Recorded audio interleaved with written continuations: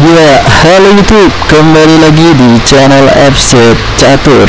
Nah, kali ini kita akan membahas sebuah game antara perebutan juara dunia antara Ding Liren dan Gugas Domaraju, sang penantang juara dunia kita. Nah, di partai ini nanti kita akan melihat sebuah tema dimana kalau kita sudah unggul, nah apa yang akan kita lakukan. Nah, oke, langsung saja kawan, mari kita simak videonya. Di babak kelima ini, nah Gugas bermain dengan putih, sementara sang juara dunia bermain dengan hitam. Gugas memulai dengan E4, nah mengajak permainan terbuka yang penuh dengan taktik serangan dan kombinasi. Nah, dibalas dengan langkah E6. Nah, ini adalah salah satu langkah andalannya, langkah favoritnya sang juara dunia, yaitu pertahanan Prancis. Nah, apakah lanjut ke permainan seperti kemarin? Nah, kita lihat di babak pembukaan menggunakan variasi utama, yaitu serangan D4 dan D5, dan kemudian variasi yang dipilih oleh putih yaitu adalah variasi exchange ya, ataupun variasi tukar. Nah, di sini tentunya putih ingin mengajak ke permainan babak akhir yang penuh dengan taktik kombinasi dan nanti diakhiri dengan pion promosi.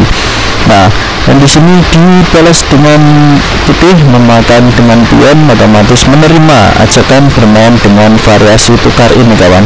Bermain dengan kuda, menaruh kudanya di tengah dan langsung mengancam petak pusat yang diduduki oleh putih.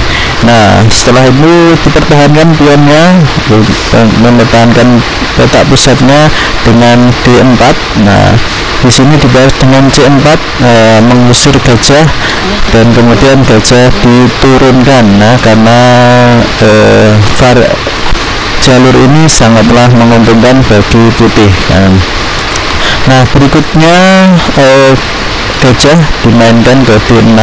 Nah, di sini juga ingin menguasai ya jalur bagi hitam dan ya, melihat ada petak yang lemah dan hanya dijaga oleh raja nanti ya apabila kuda ini berhasil diusir. Nah, ini juga sampai di sini pernah dimainkan oleh Nakamura melawan Abasov. Nah, jadi di mana Nakamura memegang putih memainkan rokade.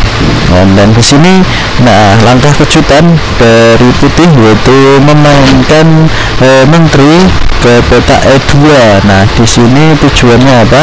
Nah, tujuannya juga pastinya ingin menduduki ya, dan menambahkan variasi tukar. Nah, apabila nanti gajah ini diturunkan, nah gajah ini akan dinaikkan sehingga mengancam kuda ya, sehingga nanti tidak bisa rokade gitu, karena pion ini digunakan untuk menangkap balik kuda yang diancam oleh gajah di sini kawan.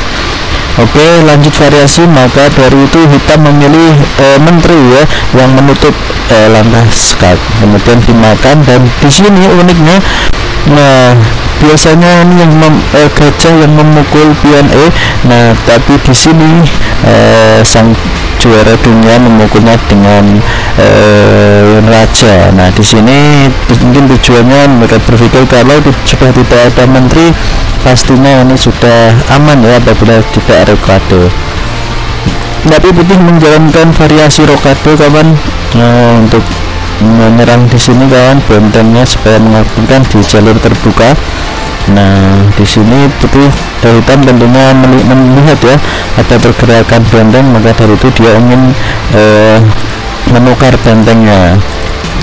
Nah, dan di sini tidak ingin memecah pion, maka dari itu melindungi dengan kuda dan mengancam gajah yang memburu.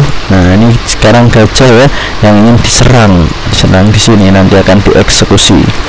Oke, mengancam dulu raja tempo sambil menguasai petak pusat di sini kawan. Ini sangat menguntungkan bagi putih karena sudah dikuasai oleh putih. Nah, di sini kuda naik, nah mengancam kuda Nah, di sini ada dorongan pion kawan yang ingin segera membuka. Nah, jalur terbuka di sini kawan, apabila nanti ini akan diambil maka bisa diambil dan menguasai jalur terbuka. Nah, oleh putih ya. Nah, ini serangannya dipetak ke D8 di sini. Ini sangat kuat sekali kawan apabila kalian bisa membuka jalur di H.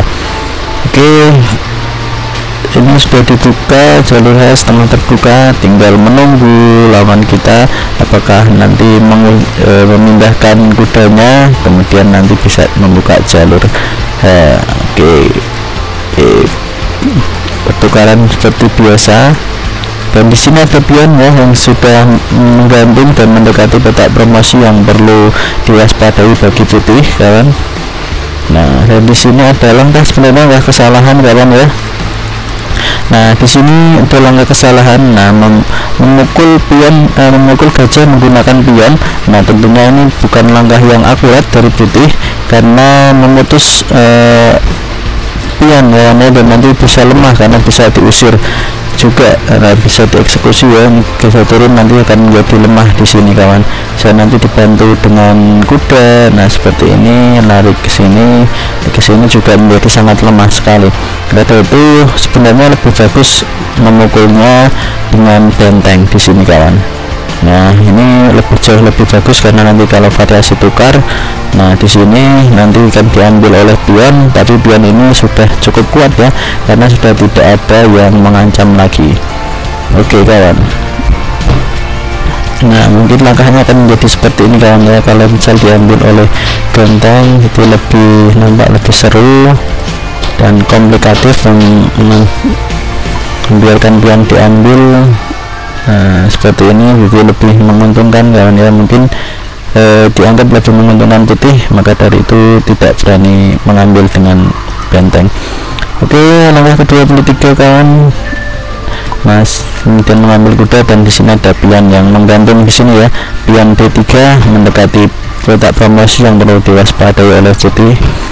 Nah, dan sedikit langkah trik serangan fog antara pion dan kuda. Kuda diambil dan memperkuat. Nah, di sini.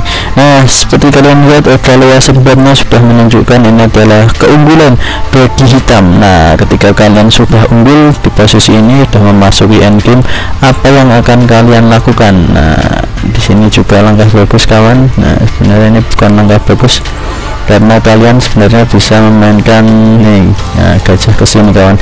Ini yang lebih bagus kawan ya.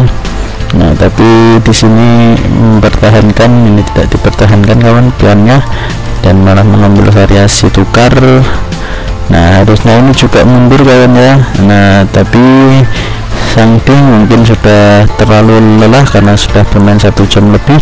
Nah, dia menggerakkan pion, mengizinkan pion ini diambil kawan ya. Nah, di sini seharusnya menggerakkan pion tadi kawan. Nah, jadi ketika kalian sudah unggul, nah sekarang evaluasi boardnya kembali ke titik imbang kawan ya, imbang di sini. Jadi melewatkan sebuah keunggulan kawan. Nah, mungkin karena krisis waktu hingga fokusnya juga akan terbelah kawan. Tapi itulah permainan catur, kadang ada menang, kadang ada kalah, itu menjadi hal yang biasa. Dan di posisi ini, nah putih memutuskan untuk mengajak rokade kawan ya, dengan langkah bolak-balik seperti ini kawan. Langkah raja mundur, raja maju, raja mundur. Nah, ini ada langkah juga baik yang menarik, mencoba naik, nanti pion bisa didorong. Nah, tapi ini terlalu beresiko dan tidak mau dipilih oleh hitam ya, karena sudah terlalu lelah mungkin ya kawan ya, karena sudah hari kelima mereka bertanding. Nah, itu saja kawan yang bisa kita ambil dari game ini. Semoga menginspirasi teman-teman dalam belajar bermain catur. Oke, terus semangat belajar catur. Salam catur, Gen Unasumus, kita satu keluarga.